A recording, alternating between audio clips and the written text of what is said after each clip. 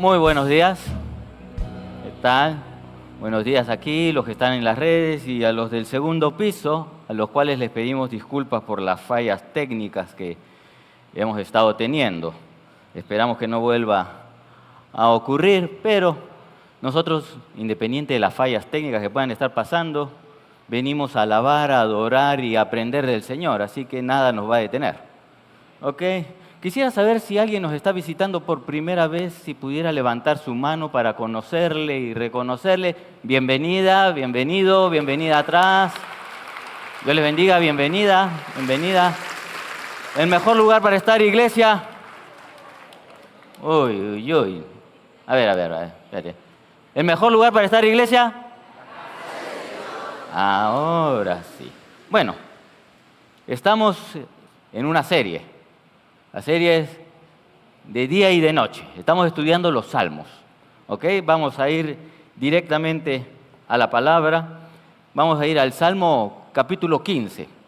Este salmo es escrito por David. Realmente David comienza este salmo con un par de preguntas. El verso 1 dice: Jehová, ¿quién habitará en tu tabernáculo? ¿Quién morará en tu monte santo? Ahora, David está hablando de lo más profundo de su corazón.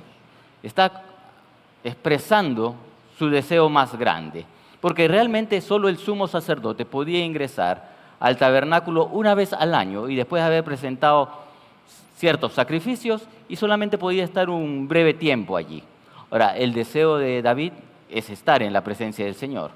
Pero con el paso del tiempo, este salmo se convirtió en una especie de salmo ceremonial, porque cuando los hombres llegaban al ingreso del templo, venían en procesión y venían cantando la primera parte, el primer versículo, estas dos preguntas.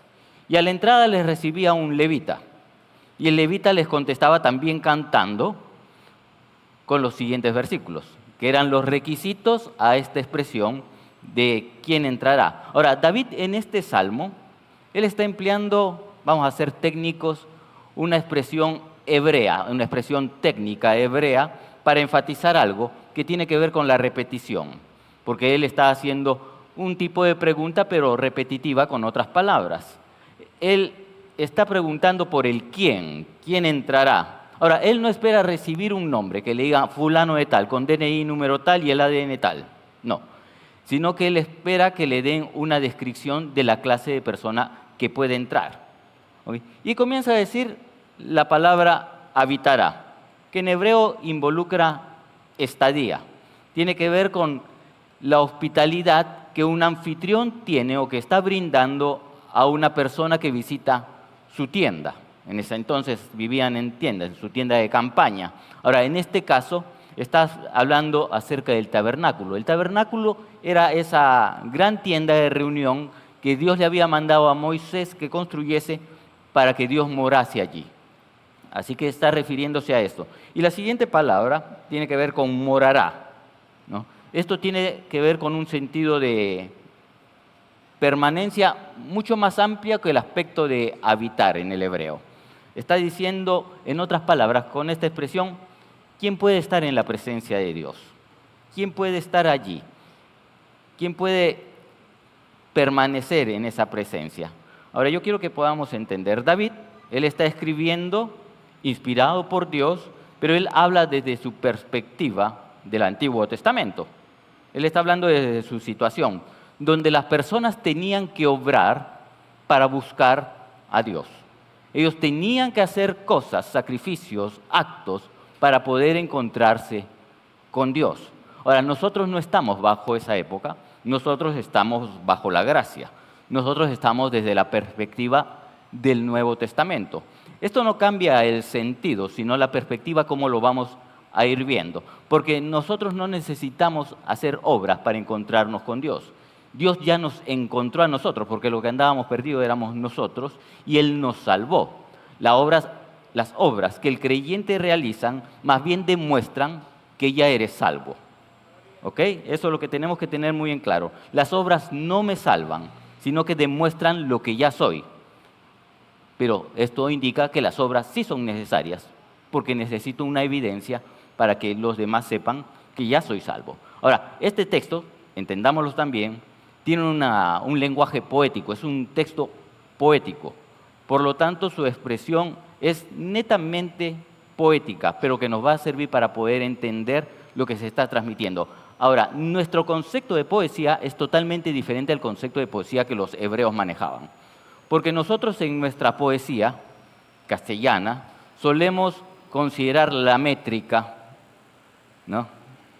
No se acuerdan algunos de la época del colegio, que rimen las últimas palabras, ¿no? Tienen que sonar igual, pero ese es el concepto nuestro. Para los judíos no, para los hebreos esto no pasaba, porque ellos no rimaban palabras, ellos rimaban conceptos, ellos rimaban ideas.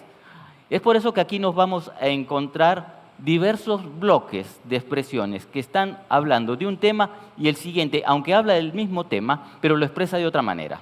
Y nos vamos a encontrar con bloques de 3 realmente.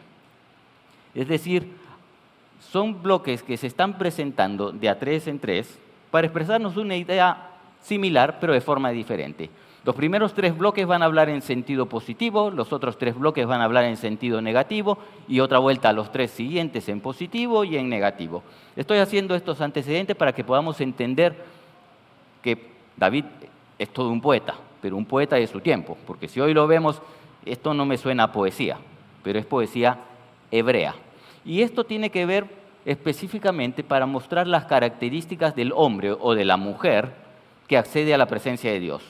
Y todas ellas nos van a hablar de la conducta que se va a reflejar en el carácter.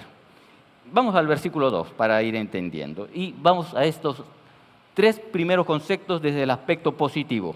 El verso 2 dice, el que anda en integridad. Ahora, integridad no está hablando de perfección, sino de algo completo, entero, sin doblez. Se refiere a una conducta intachable, porque nuestra conducta debe reflejar nuestra relación con Dios.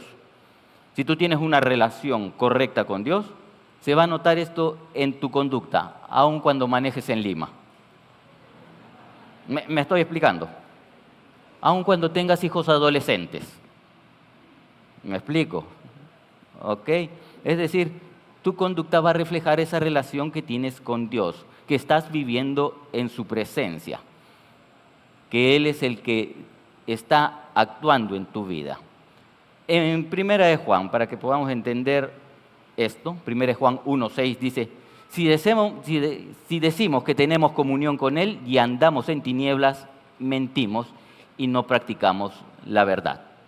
Está diciendo que tu caminar recto es el resultado de tu comunión con Dios.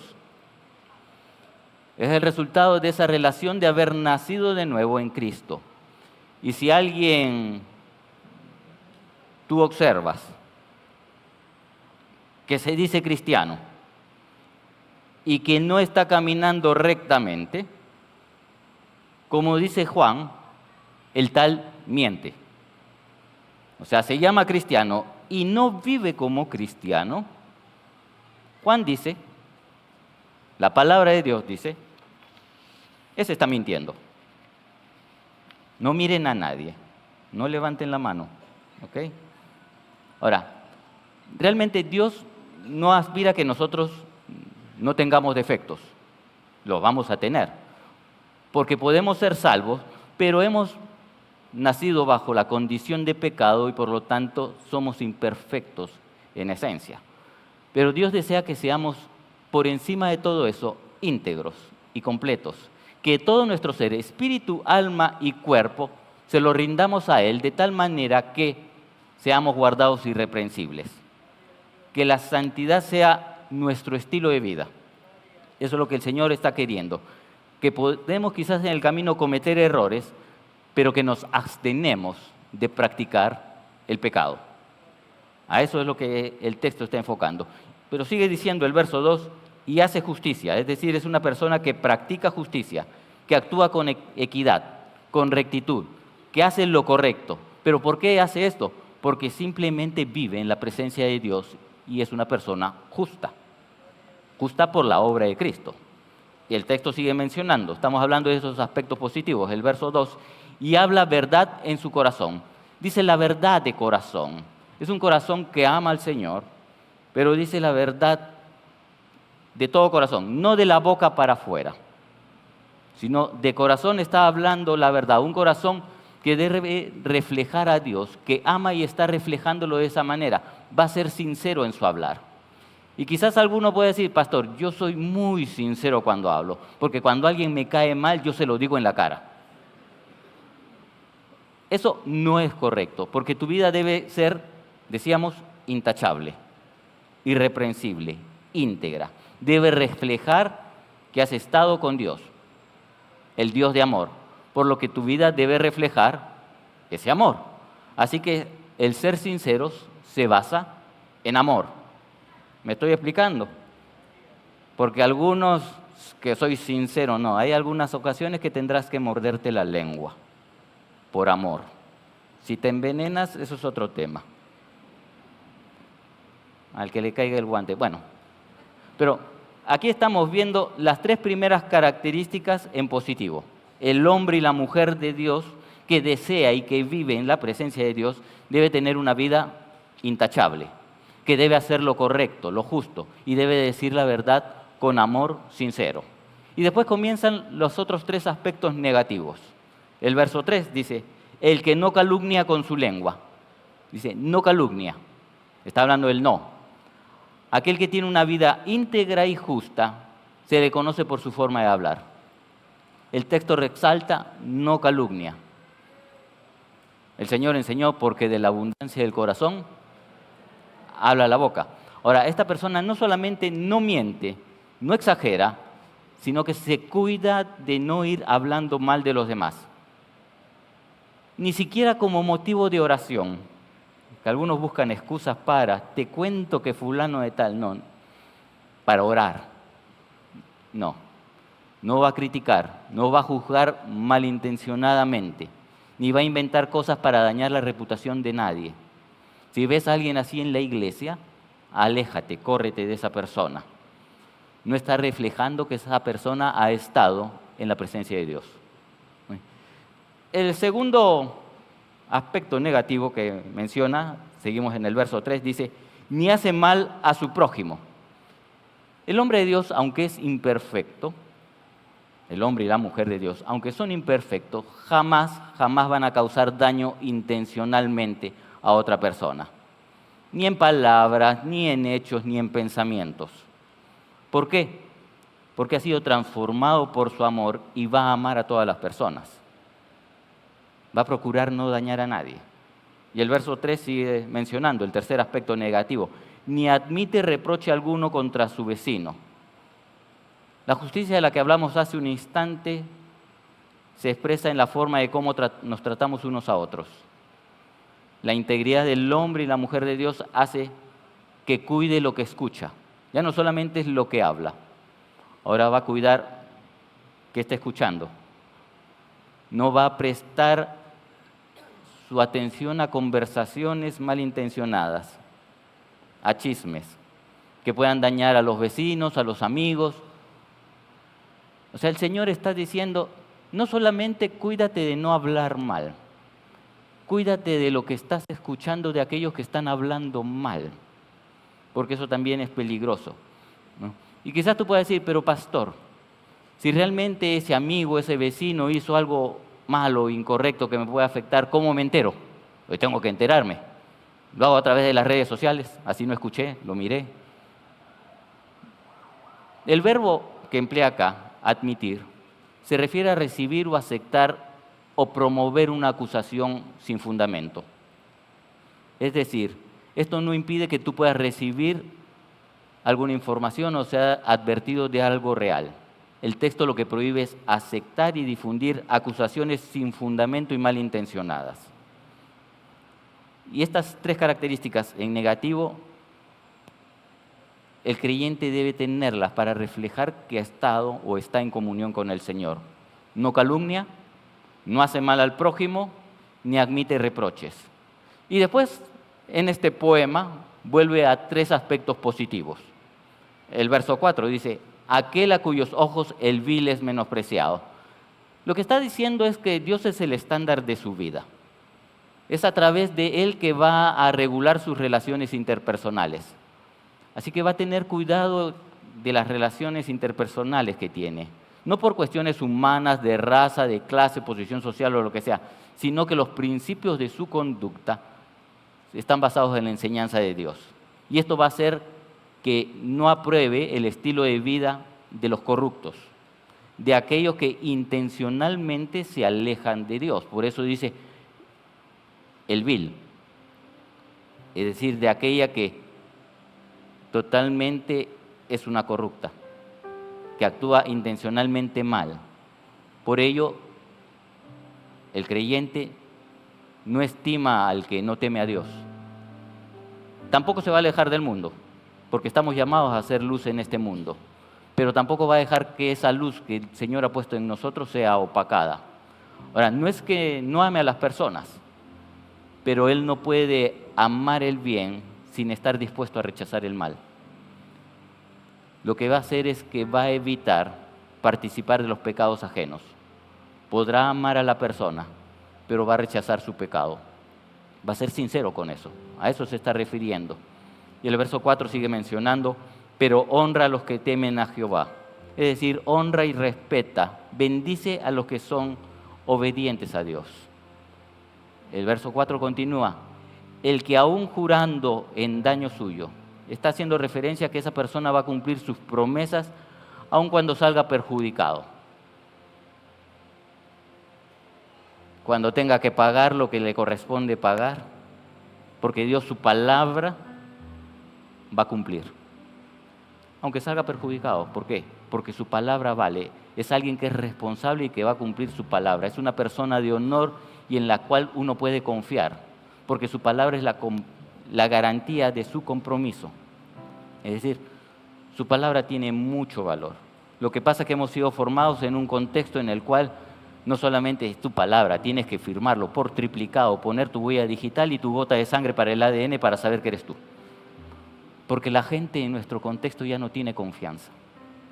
Y lo que el Señor está diciendo, el verdadero creyente por su palabra es conocido.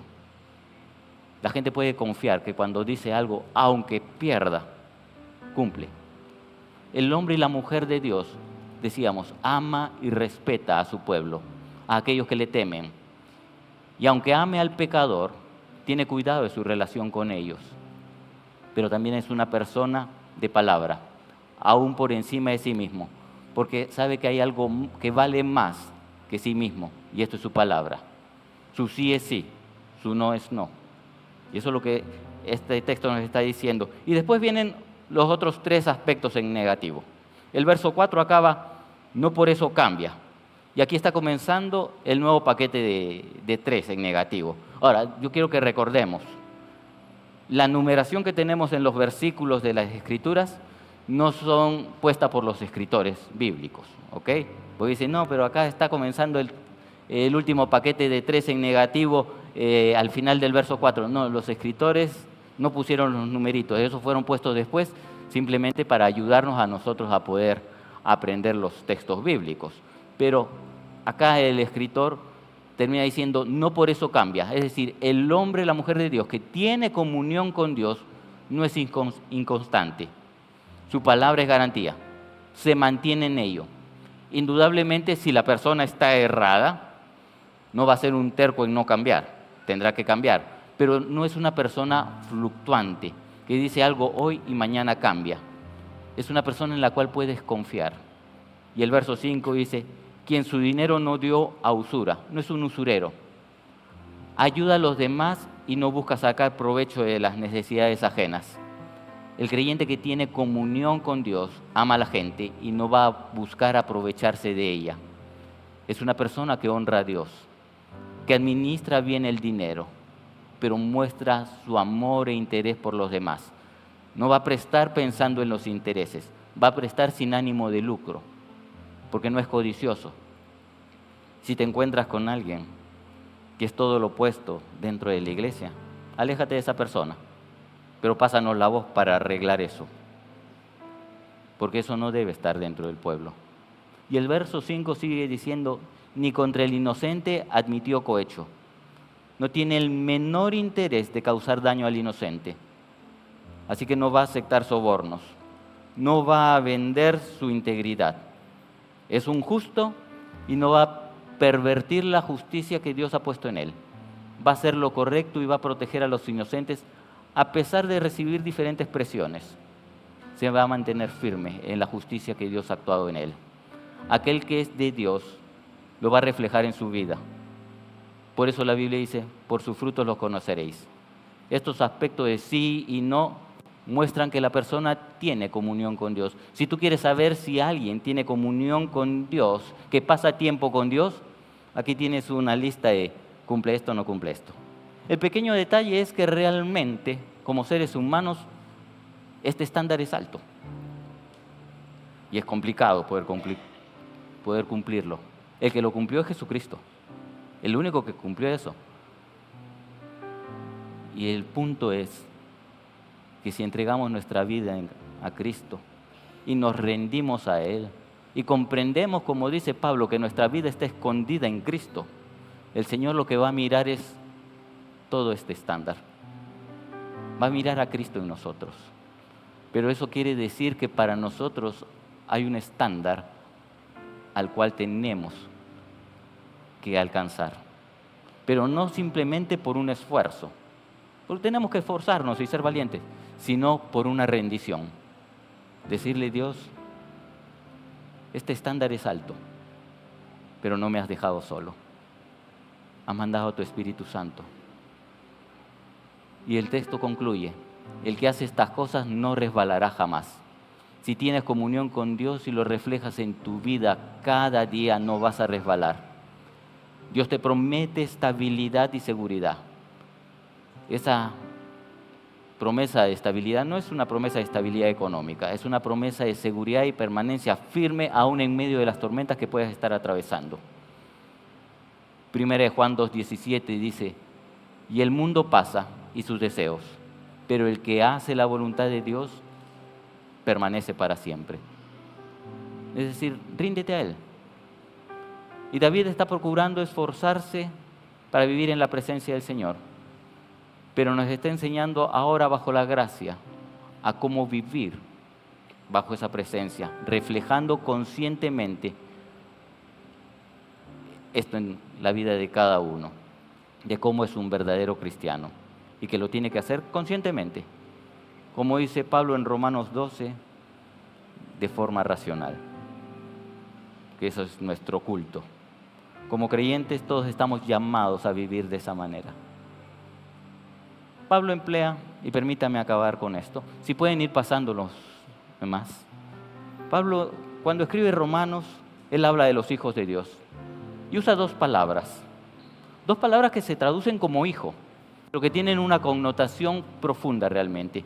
Una es la palabra tecnón y otra es la palabra huios. La palabra tecnón habla de hijos por nacimiento, hijos por procreación en sentido biológico. Y en ese sentido todos los creyentes hemos sido procreados espiritualmente por Dios. Pero la otra expresión que Pablo emplea es huios, que no se refiere a simplemente un hijo procreado, sino aquel que vive una relación real con su Padre, con Dios, y que vive conforme a su voluntad, obedeciendo, y en ese trayecto va madurando, lo cual va a reflejar el carácter del Padre. Y el Señor está diciéndonos, no seas simplemente el tecnón de Dios, el Hijo de Dios por creación, procreado por su gracia. ¿Que es maravilloso? Sí. Pero Él está diciendo, mira, ya entraste en la presencia del Señor. Ahora es el huios, el que refleje el carácter de Dios, que crezcas en esa gracia. Este salmo nos está ayudando a examinarnos cómo estamos andando, cómo son nuestras acciones, cómo son nuestras palabras.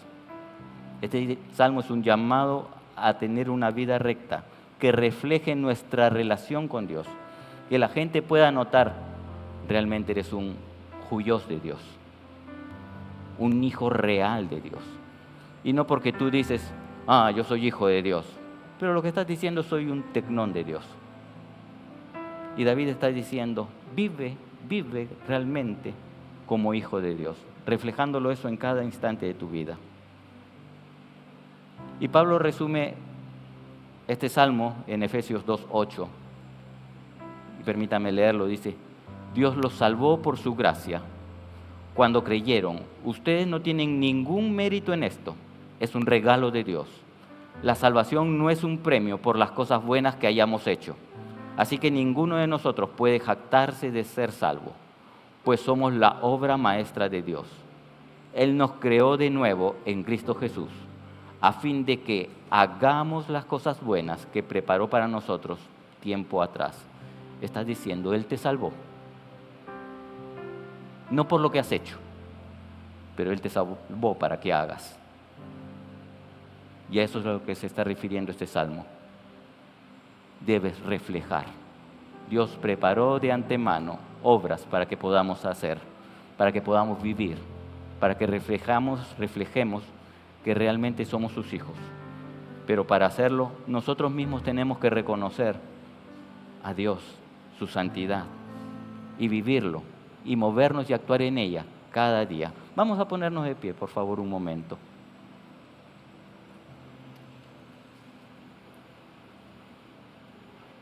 Vamos a orar.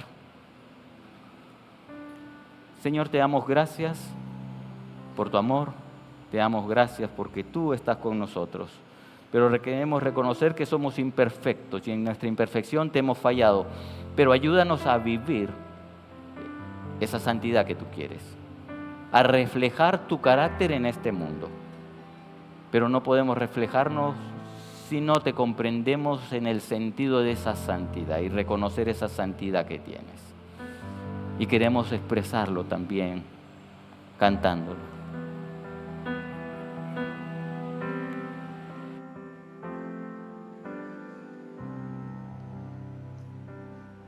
Te adoramos, Jesús.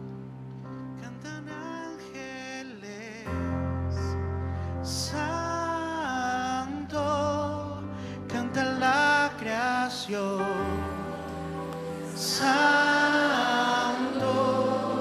exaltado Dios, santo, santo por siempre. Todos cantarán, santo, Rey de Reyes, Dios, santo, tú siempre serás, santo, santo por siempre.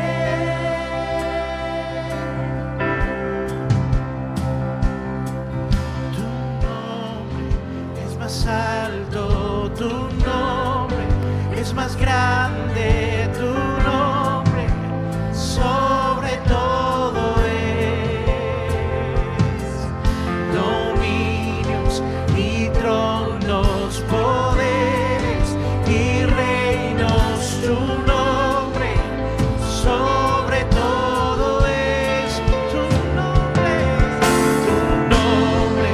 es más alto, tu nombre es más grande, tu nombre sobre todo es.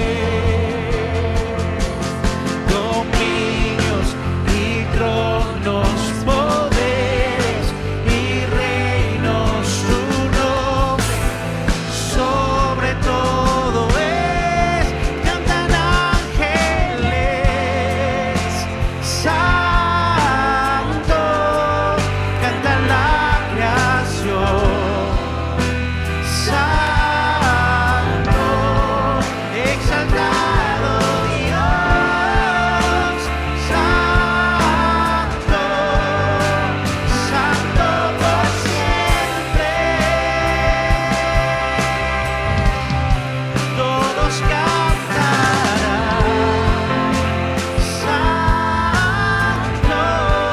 Rey de Reyes, Dios, santo, tú siempre serás, santo, santo por siempre. Jesús, tú siempre serás. Señor, reconocemos que tú eres santo, Señor. Pero también queremos reconocer a lo cual estamos llamados, a reflejar esa santidad en nuestra vida.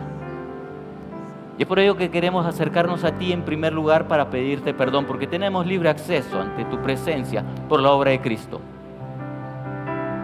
Pero Señor, no hemos vivido conforme a tu voluntad muchas veces. Te hemos fallado.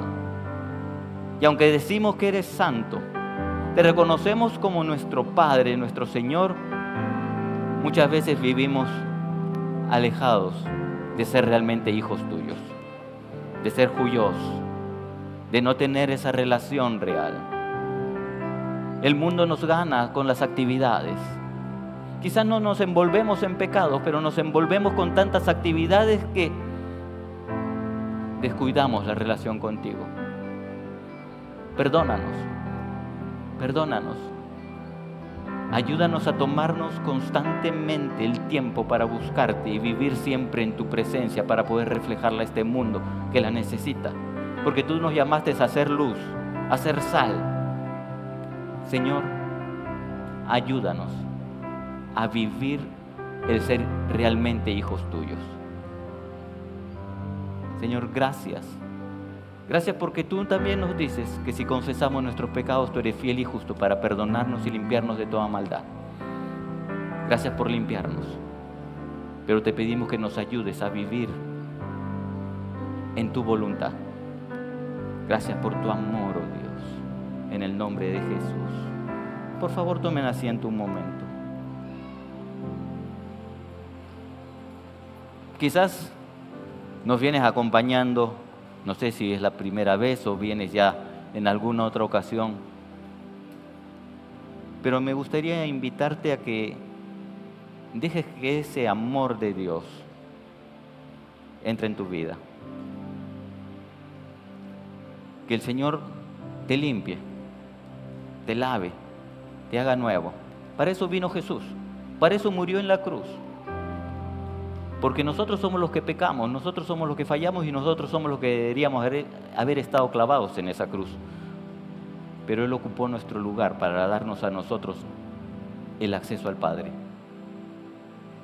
Él nos extiende su amor y perdón como un regalo, no por lo que tú hagas. Él ya lo hizo.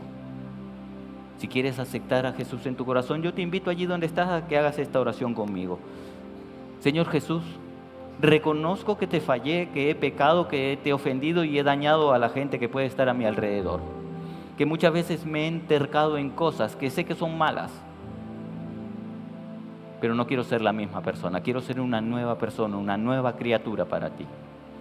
Perdóname, límpiame y hazme tu hijo. Y ayúdame a vivir como hijo en una verdadera relación contigo. Gracias, Dios. Si has hecho esta oración conmigo, me gustaría orar por ti allí donde estás. Y yo solamente para poder identificarte te pido un favor. Allí donde estás, si pudieras levantar tu mano, si has hecho esta oración conmigo, le pido un favor más por las luces, si se pueden poner de pie mejor. No tenga miedo, Dios les bendiga, Dios les bendiga, Dios les bendiga. Ahí en el segundo piso, los que están en las redes sociales, les pediríamos, aparece un número allí, si nos pueden escribir, queremos tener contacto con ustedes. Permítame orar por ustedes. Señor, gracias por la vida de cada uno de estos hijos tuyos, Señor. Gracias por tu perdón, tu amor y por lo que haces y harás con ellos y a través de ellos. Bendícelos y guárdalos en el nombre de Jesús. Amén. Les pido un favor, en los extremos de los asientos hay unas personas que tienen un presente, quieren orar de forma personal por ustedes, si les pueden acompañar un breve momento. No tengan temor. Sí. A los familiares ya después los podrán esperar a la salida. Ahora, como iglesia, nosotros tenemos una labor especial. Siempre trabajamos en... Lo que pasa, somos muy poco en publicitar, pero hacemos mucho trabajo de obra social y uno de los lugares donde más acción social es en Pucusana. Y Se necesitan siempre manos, mucho esfuerzo, pero también se necesita un fondo y necesitamos esto para poder cubrirlos. Así que vamos a estar levantando una ofrenda especial por Pucusana. Si pueden ir pasando los anfitriones, vamos a levantar esta ofrenda. ¿Okay? Yo quiero que podamos entenderlo, porque muchas veces no somos muy buenos publicitando todo. Lo que pasa es que como somos extremadamente bíblicos en ese punto, lo que hace tu mano derecha que tu izquierda no lo sepa, pero necesitamos también informar de lo que venimos haciendo, ¿no? Porque, por ejemplo, como movilización se hacen 2 veces al mes viajes misioneros a diferentes comunidades nativas y alejadas de la ciudad.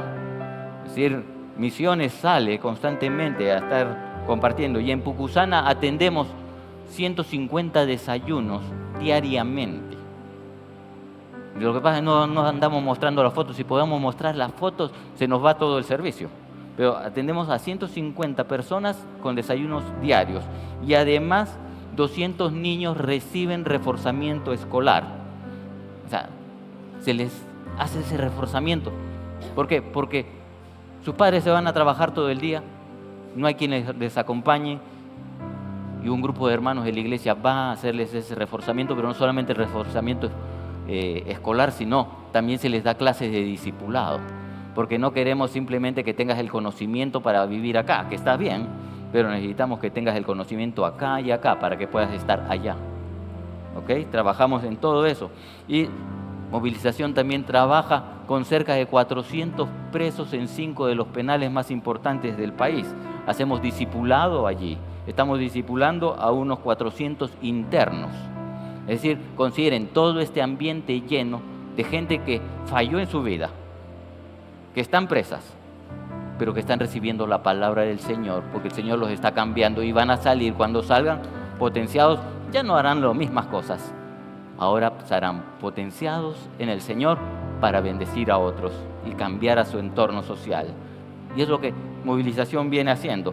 Realizamos campañas médicas en asentamientos humanos, ¿no? Cerca de 200 personas van a salir a compartir y todo esto, ¿no? Aportamos en la rehabilitación de más de 100 personas en estado de indigencia. ¿Okay? Alcanzamos a más de 200 ancianos vulnerables en casa de reposo. Estoy haciéndoles un breve resumen de lo que hacemos y que pocas veces lo posteamos, ¿no? ¿Okay? Ayudamos a personas con discapacidad de escasos recursos, ¿no? Con aparatos biomecánicos y talleres de producción laboral. Brindamos acompañamiento a pacientes vulnerables en 5 hospitales y 2 casas de refugio del INEM. Y la lista sigue muy larga y no la vamos a seguir leyendo. Pero lo que yo quiero que podamos entender es que como iglesia, con lo que vamos dando, si hay gente voluntaria, porque necesitamos siempre más voluntarios, al final buscan a los de Movilización, dice, ¿cómo puedo apoyar? ¿Cómo puedo ir? Pero si no puedes ir por X motivo, el aporte financiero ayuda a generar todo eso. Estamos para servir y necesitamos manos, necesitamos aportes, así que vamos a hacerlo. Vamos a reflejar esa santidad al mundo. Que Dios les bendiga, que tengan una excelente semana.